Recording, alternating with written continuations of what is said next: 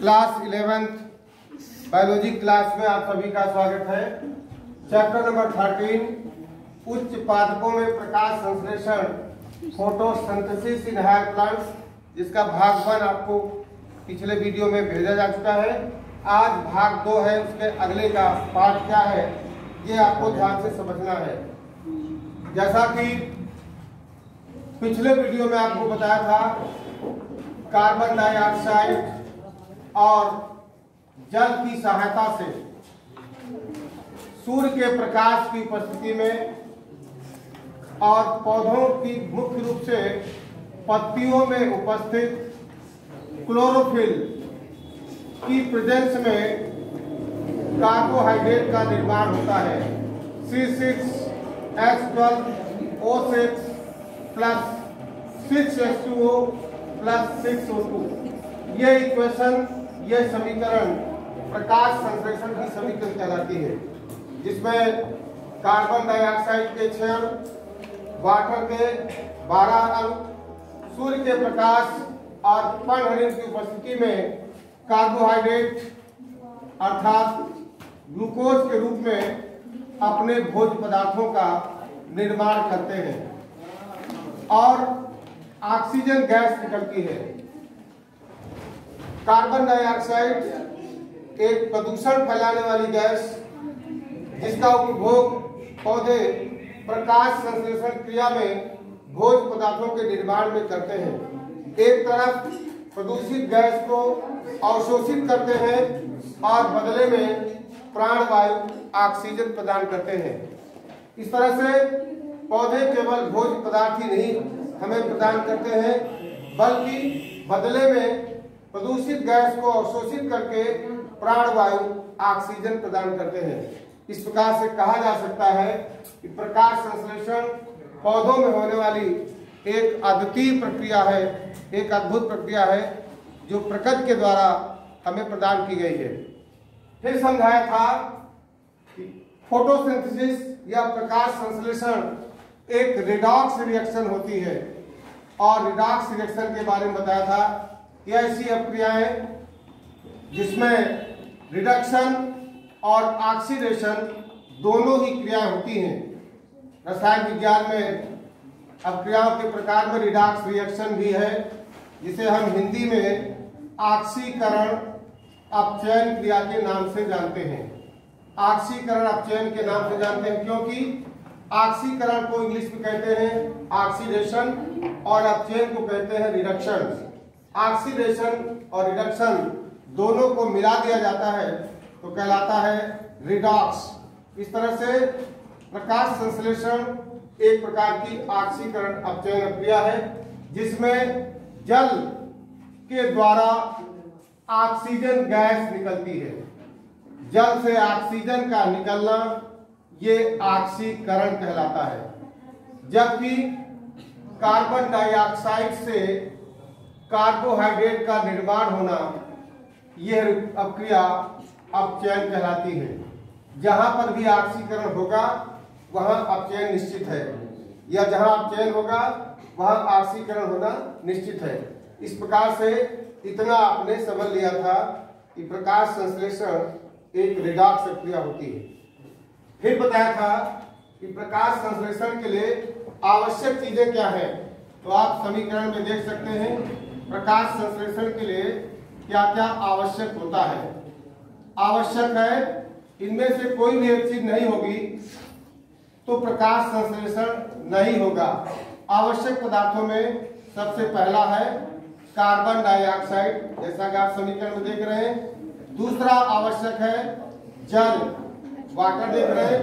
तीसरा आवश्यक है सूर्य का प्रकाश, सनलाइट। बिना सूर्य के प्रकाश की उपस्थिति में प्रकाश संश्लेषण नहीं हो पाता। चौथा आवश्यक है क्लोरोफिल, जिसे हम पर्णहरित कहते हैं, और कल बताया था क्लोरोप्लास्ट में ही क्लोरोफिल होता है। पत्तियों का रंग या तनों का रंग या पौधों में हरा रंग पर्णहरित की उपस्थिति के कारण ही होता है। पर्णहरित एक प्रकार का लवक है। कोशिका चैप्टर में लवक के बारे में आपने पढ़ा है। लवक जो है 3 प्रकार के होते हैं, अवर्णीय लवक, वर्णीय लवक और हरित लवक जिसको क्लोरोप्लास्ट कहते हैं, हरित लवक में ही पर्णहरित या क्लोरोफिल उपस्थित होता है। सबसे पहले हम इन चारों चीजों को जो आवश्यक है समीकरण से दिखाई पड़ा, इधर की चीजें इनके माध्यम से क्रिया होती है, ये सभी आवश्यक है। एक चीज और आवश्यक है, वो है ओपन स्टोमेटा, खुले हुए रंध्र। पत्तियों की सतह पर छोटे छोटे छिद्र पाए जाते हैं, उन छिद्रों को रंध्र कहा जाता है। सबसे ज्यादा पत्तियों में ही रंध्रों की संख्या होती है। इन्हीं रंध्रों से ही गैसों का विनिमय होता है, अर्थात प्रकाश संश्लेषण के लिए कार्बन डाइऑक्साइड पत्तियों में प्रवेश करती है और ऑक्सीजन गैस प्रकाश संश्लेषण क्रिया के परिणाम स्वरूप जो उत्पन्न होती है उन्हीं रंध्रों से बाहर भी निकलती है। इसके अलावा पौधे भी जंतुओं की भांति सजीव होते हैं, इसलिए पौधों में भी श्वसन की क्रिया भी होती है और श्वसन की क्रिया में प्रत्येक प्राणी ऑक्सीजन गैस लेता है और कार्बन डाइऑक्साइड गैस छोड़ता है। तो पौधों में कार्बन डाइऑक्साइड जंतुओं से, पौधों से या व्हीकल से, जहां से भी कार्बन डाइऑक्साइड निकलती है वो प्रायः पौधों द्वारा प्रकाश संश्लेषण में उपभोग में आ जाती है। क्योंकि वायुमंडल में कार्बन डाइऑक्साइड की मात्रा 0.03% है, ये मात्रा बढ़ने नहीं पाती है।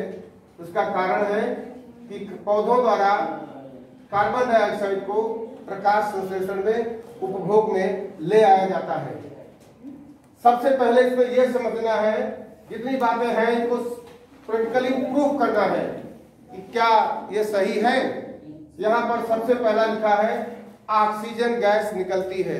किस क्रिया में? प्रकाश संश्लेषण क्रिया में ऑक्सीजन गैस निकलती है। इसके लिए आपके कोर्स में भी ये प्रैक्टिकल है, इसको कराएंगे भी।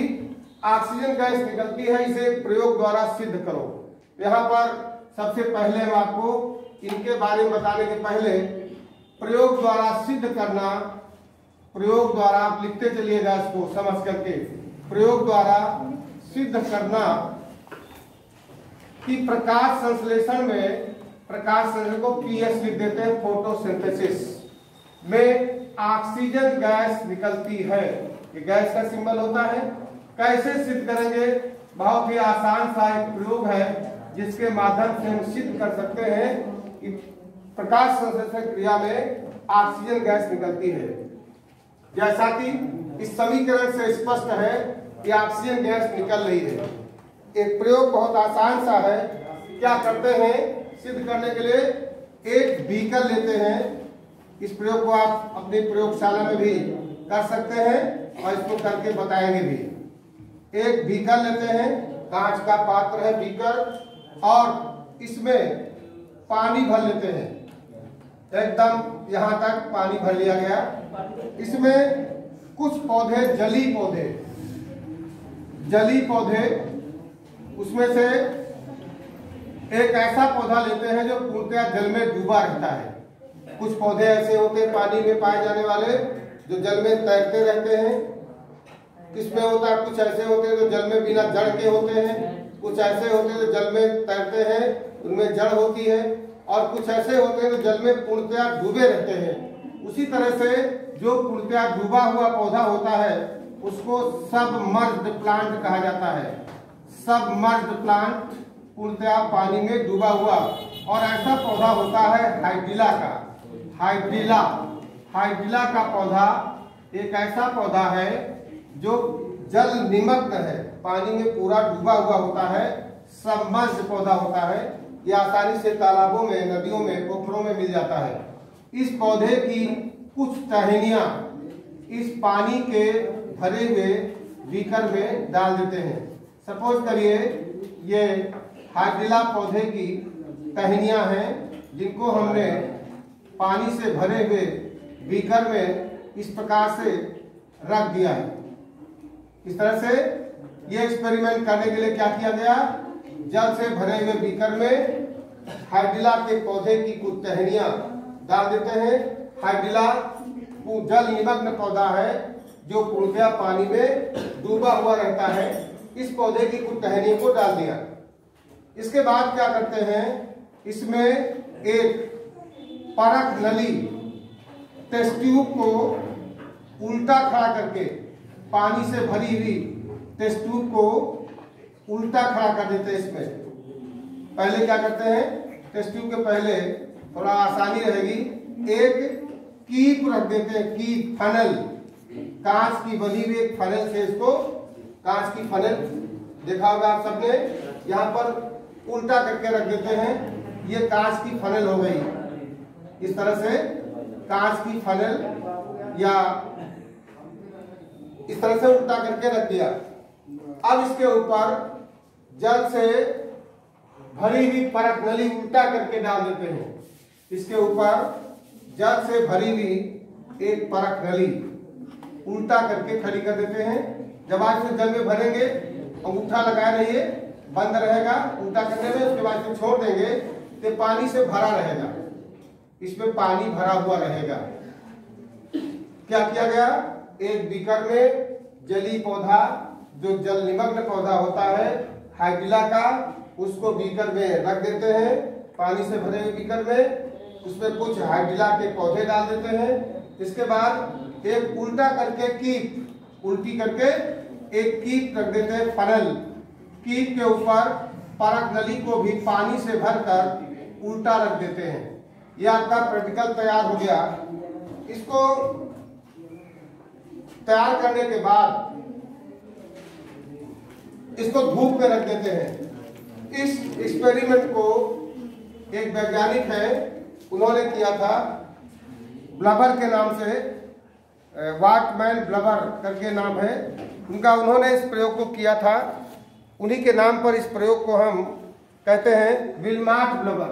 क्या कहते हैं, विलमार्ट ब्लबर, विलमार्ट ब्लबर एक्सपेरिमेंट उन्होंने किया था। इसको उन्हीं के नाम पर इसको विलमार्ट ब्लबर एक्सपेरिमेंट कहते हैं। प्रयोग समझ गया। इस तरह से आपको सेटअप बना लेना है। उसके बाद इसको उठा करके धूप में रख देते हैं, जहां पर प्रकाश थोड़ा तीव्र हो। वैसे तो प्रकाश संश्लेषण क्रिया धूप में भी होती है और मध्यम लाइट में भी होती है, रोशनी में भी होती है, लेकिन धूप में, तेज धूप में प्रकाश संश्लेषण तेज होता है और कम धूप में या रोशनी में प्रकाश संश्लेषण कम होता है। कुछ ऐसे पौधे हैं जो धूप में ही बढ़िया प्रकाश संश्लेषण की क्रिया करते हैं, इसलिए उनको हम आउटडोर लगाते हैं, घर के बाहर। और कुछ ऐसे पौधे हैं जो घर के अंदर गमलों में लगा सकते हैं, वो रोशनी में भी प्रकाश संश्लेषण की क्रिया कर पाते हैं। आप चाहो कि आम का पेड़ कमरे में लगा दें तो सरवाइव नहीं कर पाएगा, क्योंकि उसको प्रकाश संश्लेषण करने के लिए तेज धूप की आवश्यकता होती है। तो यहाँ पर जब इसको हम धूप में रख देते हैं तो फिर क्या देखते हैं, कुछ समय के बाद इसमें बुलबुले उठते हैं। कुछ समय बाद इसमें बुलबुले उठते हुए दिखाई पड़ते हैं। आपको मालूम चलेगा इसमें कोई बुलबुला निकल रहा है, और बुलबुला निकलने का अर्थ हुआ कि कोई गैस बन रही है। बुलबुला हमेशा जब कोई गैस बनेगी, निकलेगी, तभी बुलबुला उठता है। जैसे जैसे ये गैस इसमें भरती जाएगी, पानी का तल नीचे की तरफ, ऊपर गैस भरेगी तो पानी का तल नीचे खिसकता जाएगा। नीचे यहाँ पर गैस भर गई है, अब ये गैस भरती जाएगी और पानी के तल नीचे खिसकता चला जाएगा। जैसे जैसे परत नली के अंदर गैस भरेगी, पानी का तल नीचे खिसकता हुआ चला जाएगा। जब पूरी परत नली पानी से खाली हो जाए, इसका अर्थ हुआ कि गैस पूरी भर चुकी है।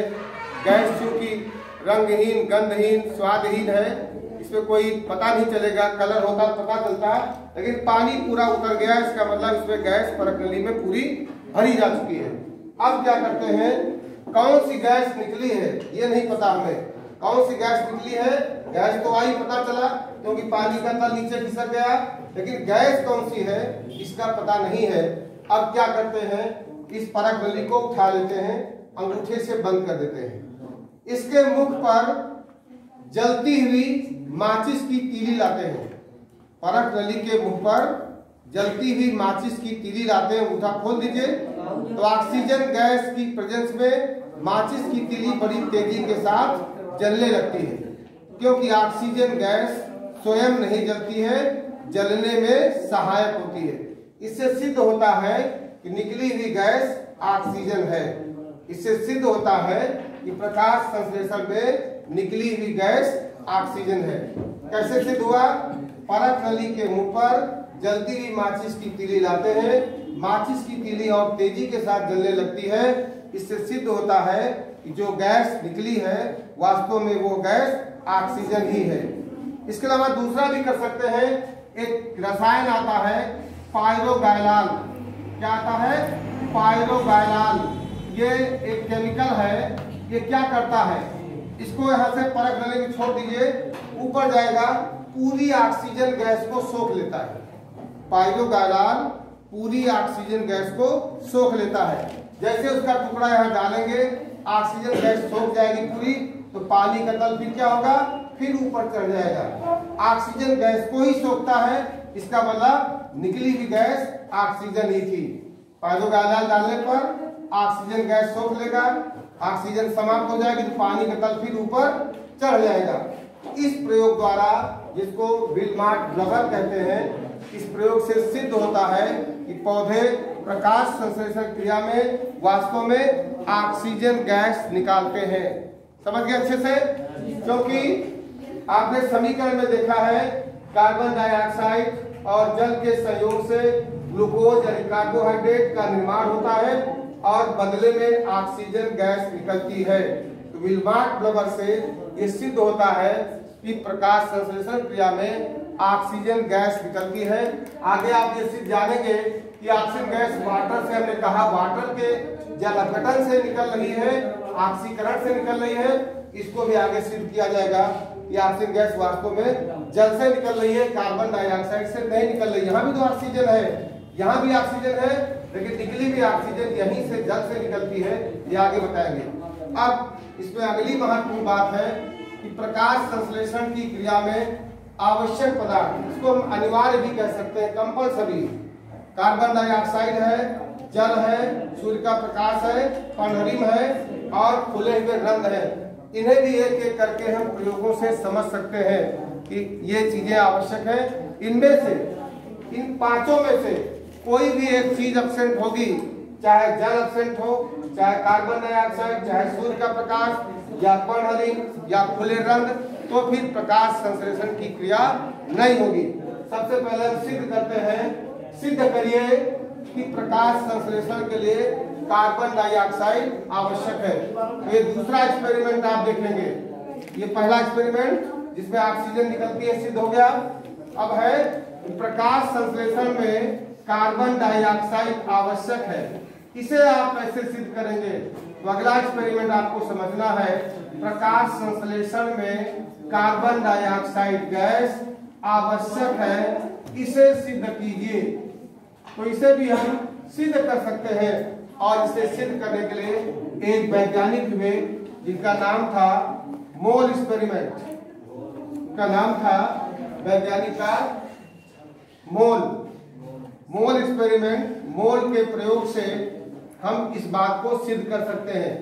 इसका प्रयोग का पूरा नाम है मोल का हाफ लीफ एक्सपेरिमेंट, आधी पत्ती का प्रयोग। अब देखिए, यहाँ से बहुत ध्यान से आपको समझना है, क्योंकि यहाँ का जब कॉन्सेप्ट समझ में आएगा तो सारी बातें समझ में आएगी। मोल के प्रयोग से हम क्या सिद्ध करने वाले हैं कि प्रकाश संश्लेषण क्रिया के लिए कार्बन डाइऑक्साइड आवश्यक है।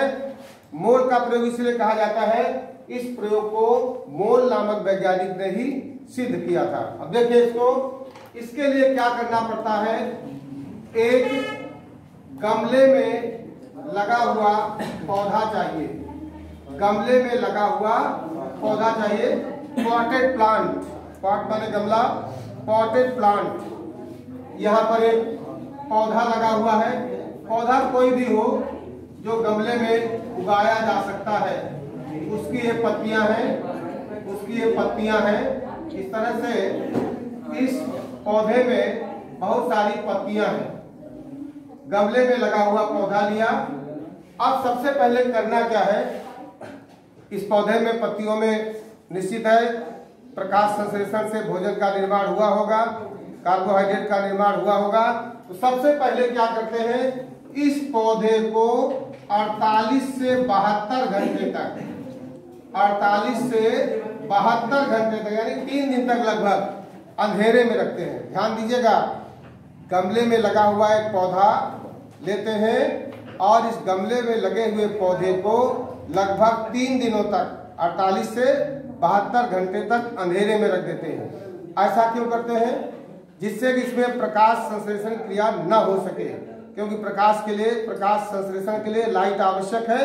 अंधेरे में रखने पे क्या होगा, इसके अंदर जो भोज्य पदार्थ बना होगा वो 72 घंटे में 3 दिनों में सब एब्जॉर्ब हो जाएगा, सब पौधे के उपभोग में लग जाएगा, खत्म हो जाएगा। अब इसमें भोज्य पदार्थ नहीं बनेंगे। इस पौधे को हमने क्या किया, अंधेरे में रख दिया जिसमें सारे भोजन पदार्थ समाप्त हो गए। कॉन्सेप्ट पहले समझ लीजिए, सब में यही चीज होगी। फिर क्या करते हैं, फिर इसको धूप में रख देते हैं। एक बार सारा भोजन समाप्त हो गया, अब इसमें कुछ नहीं बचा, अब इसको धूप में रखते हैं। धूप में रखने के पहले एक परख नली में आप समझ लीजिए, परख नली है, इसमें पोटेशियम हाइड्रोक्साइड KOH या फिर NaOH भी रख सकते हैं आप। पोटेशियम हाइड्रोक्साइड परख नली में पिलेट्स में आता है, टैबलेट के रूप में, उसको नीचे डाल देते हैं। आधी पत्ती इसके अंदर कर दिया, यहाँ पर एक ढक्कन भी लगा होता है, उसको चीरा मार करके पत्ती को अंदर आधी कर दिया। आधी पत्ती अंदर है, आधी बाहर पौधे से लगी हुई है। अब यहाँ पर इसको सपोर्ट के लिए एक स्टैंड से इसको लगा देते हैं ताकि टेस्ट ट्यूब जो लगाई गई है ये रुकी रहे। यहाँ पर इस तरह से स्टैंड से इसको कर दिया गया। क्या किया गया, गमले में लगे हुए पौधे की एक पत्ती को एक परख नली में पोटेशियम हाइड्रोक्साइड रख करके उसकी आधी पत्ती को अंदर, आधी पत्ती को बाहर रखा गया, इस तरह से लगा दिया गया। इतना समझ गए अच्छे से? पोटेशियम हाइड्रोक्साइड क्या करेगा, कार्बन डाइऑक्साइड को अवशोषित कर लेगा। पोटेशियम हाइड्रोक्साइड क्या करेगा, कार्बन डाइऑक्साइड को अवशोषित कर लेता है। कोई कार्बन डाइऑक्साइड इसके अंदर अब नहीं रहेगी, सब कुछ मिलेगा इसको। कार्बन डाइऑक्साइड पूरी इसने सोख लिया, अवशोषित कर लिया। अब इसको उठा करके धूप में रख देते हैं। 5 से 6 घंटे तक इसको धूप में रखते हैं ताकि प्रकाश संश्लेषण की क्रिया शुरू हो जाए। अब क्या करेंगे, 5 से 6 घंटे के बाद इस पत्ती को यहां से तोड़ लेंगे। यहां ध्यान दीजिएगा, इस पत्ती को तोड़ लेते हैं। तोड़ने के बाद यहां से बहुत ध्यान देना है, पत्ती को तोड़ करके तोड़ने के बाद अल्कोहल में बॉयल कर लेते हैं। पत्ती को अल्कोहल में बॉयल कर लेते हैं, अल्कोहल में डाल के उबालते हैं। चाहे तो पहले पानी में उबाल लीजिए, अगर सीधे आप अल्कोहल में इस पत्ती को तोड़ा, कौन सी पत्ती, जिस पत्ती को हमने आधी पत्ती को परख नली के अंदर, आधी पत्ती को बाहर रखा था, परख नली के अंदर पोटेशियम हाइड्रोक्साइड था, इस पत्ती को हमने तोड़ लिया। तोड़ने के बाद क्या किया, अल्कोहल में उबाल दिया। अल्कोहल में पत्ती को उबालने पर पत्ती का पूरा हरा रंग भूल जाता है, अर्थात पर्णहरिण को अल्कोहल घोल देता है, पत्ती का सारा हरा रंग समाप्त हो जाएगा।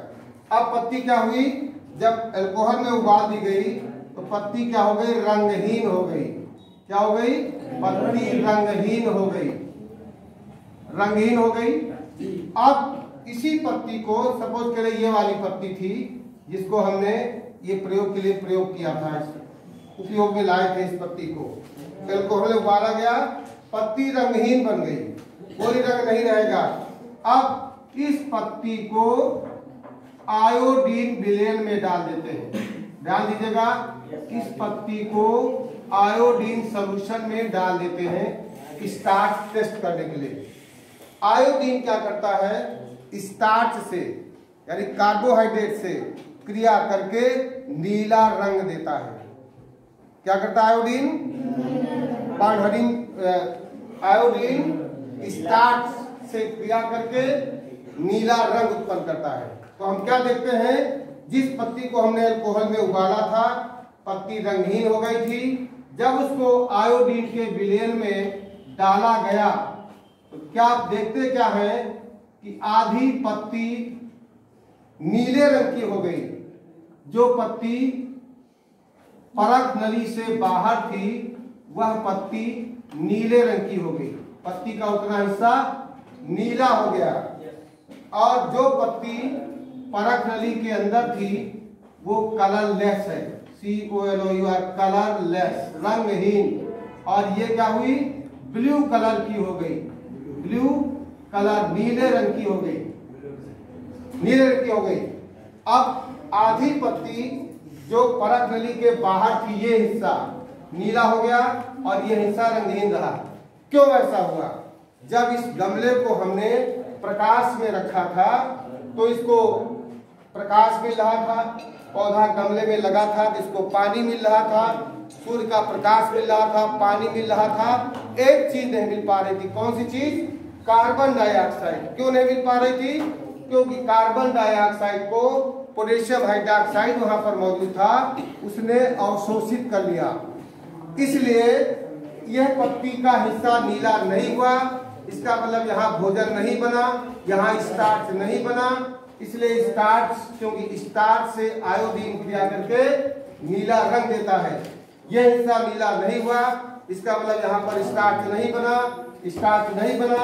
इससे सिद्ध होता है कि कार्बन डाइऑक्साइड आवश्यक है। बिना कार्बन डाइऑक्साइड के प्रकाश संश्लेषण अर्थात भोज्य पदार्थों का निर्माण नहीं हो सकता। इस हिस्से में नीला रंग आ गया, ब्लू कलर आ गया। इसका मतलब इस हिस्से ने प्रकाश संश्लेषण की क्रिया को किया। क्यों इस हिस्से ने किया? क्योंकि यहाँ इसको सब कुछ मिल रहा था। कार्बन डाइऑक्साइड मिल रही थी, गमले में लगा हुआ है, इससे जल मिल रहा था, सनलाइट मिल रही, सब कुछ मिल रहा था। लेकिन कार्बन डाइऑक्साइड नहीं मिल रहा था। जितने हिस्से को कार्बन डाइऑक्साइड नहीं मिला उतना हिस्सा नीला नहीं हुआ। इसका मतलब यहाँ पर स्टार्च नहीं बना, भोजन नहीं बना। इस मोल के प्रयोग से, मोल का आधी पत्ती प्रयोग से सिद्ध होता है कि प्रकाश संश्लेषण के लिए कार्बन डाइऑक्साइड आवश्यक है। तो आज के इस क्लास में आपने देखा कि प्रकाश संश्लेषण की समीकरण क्या है। प्रकाश संश्लेषण एक रिडॉक्स रिएक्शन है और प्रकाश संश्लेषण में ऑक्सीजन गैस निकलती है। इसको सिद्ध करने के लिए विल्माट ब्लबर के द्वारा हमने देखा कि प्रकाश संश्लेषण में ऑक्सीजन गैस निकलती है। और दूसरा क्या समझा कि प्रकाश संश्लेषण में मोल के प्रयोग से सिद्ध हुआ कि कार्बन डाइऑक्साइड आवश्यक है। अब अगले वीडियो के माध्यम से आपको जल आवश्यक है, सूर्य का प्रकाश आवश्यक है, पंडरिंग आवश्यक है और खुले हुए रंध्र आवश्यक है, ये समझाने का प्रयास करेंगे। इसको आप ध्यान से एक बार पुनः वीडियो को देखिएगा, समझिएगा और इतना आप कंप्लीट करके लिख भी लीजिएगा। बहुत बहुत धन्यवाद।